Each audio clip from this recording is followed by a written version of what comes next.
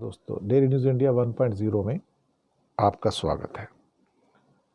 दोस्तों, अब supreme court तय करेगा कि आप सच्चे भारतीय हो या नहीं हो। जी हाँ, सुप्रीम कोर्ट अब तय करेगा साहब, सच्चा भारतीय।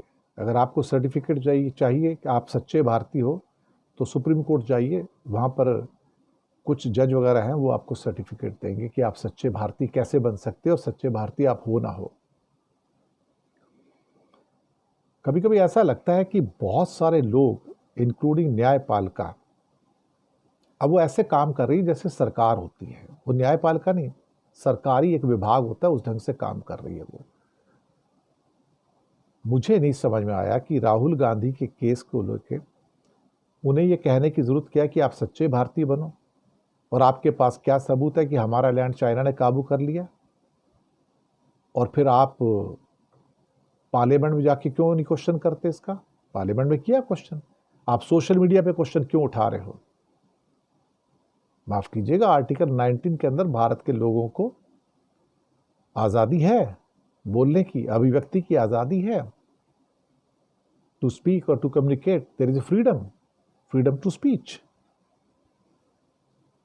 यानी कि जिस फ्रीडम ऑफ स्पीच को सुप्रीम कोर्ट को प्रोटेक्ट करना चाहिए था, वही उसको बंदी कर रहे हैं, वही उसके ऊपर टिप्पणी कर रहा है कि तुम बोल क्यों रहे हो, व्हाई यू आर स्पीकिंग। यानी कि सरकार से सवाल मत पूछो आप। मैं आपको सरकार से सवाल नहीं पूछने दूंगा कि भारत का लैंड गया नहीं गया, चाइना ने ग्रैब किया या नहीं किया। तो प्रियंका गांधी ने भी यही कहा अल्टीमेटली कि भाई अल्टीमेटली आप कौन होते हो? आप कौन होते हो कहने वाले कि हम सच्चे भारतीय हैं या नहीं हैं? Who are you? और ये कहना जज का कि आप अगर आप सच्चे भारतीय हो तो ऐसी बात नहीं कहेंगे। कैसी बात नहीं कहेंगे? ये कैसे बात कहेंगे? आप बताओगे कि हम सच्चे भारतीय हैं और हमें क्या बात करनी है।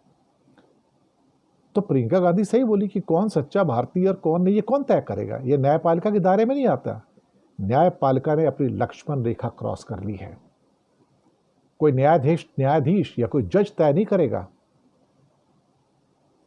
मुझे लगता है कि जजेस को भी बताना जरूरी हो गया कि वो अपनी सीमा पार कर गए हैं और उनका काम फ्रीडम ऑफ स्पीच को प्रोटेक्ट करना है, ना कि हमारी फ्रीडम ऑफ स्पीच के ऊपर बंदिश लगाना। सम्मान के साथ कह रहा हूं, कल को रिटायर हो गए तो सम्मान भी नहीं मिलेगा, और आलोचना करना मेरा मूलभूत अधिकार है। मुझे नहीं समझ में आता कि भारत के लोगों के ऊपर जुडिशरी क्यों सर्टिफिकेट बांटने को बैठी हुई है। अब तो जुडिशरी मजाक बन के रह गई है, मजाक। कोई इज्जत नहीं है उसकी इस टाइम। कभी कभी तो राहुल गांधी को कुछ भी कह देते हो, कभी ये कह देते हो। राहुल गांधी को टिप्पणी की जाती है, मोदी के ऊपर कोई टिप्पणी नहीं की जाती कभी जुडिशरी के द्वारा। आज तक मैंने कभी नहीं देखा कोई टिप्पणी की हो। सेबी बेईमान है, उसके ऊपर टिप्पणी नहीं करता वो। चुनाव आयोग बेईमान है, उसके ऊपर टिप्पणी नहीं करता। राहुल को पकड़ के टिप्पणी कर देते हैं, और यही दीपांकर दत्ता जो जज है यही करते हैं। कई और जजेस भी करते हैं उनके ऊपर, छोटे छोटे मजिस्ट्रेट भी करते हैं। दरअसल न्यायपालिका भी सरकारी तंत्र बन गया है ना, उसका भी भगवाकरण हो गया है।